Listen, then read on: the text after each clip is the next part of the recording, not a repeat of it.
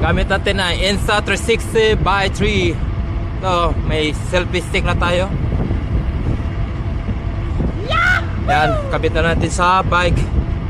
Alright, para makapag-video tayo na maayos. Isa din dito sa helmet, pwede ko malagay dito.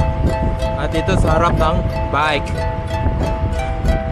Alright, shout out sa lahat. Lalo-lalo natin sa mga followers ni Atan Vlog.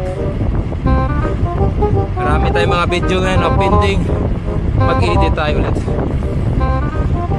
Woo! Nandun na sila. 11 kami.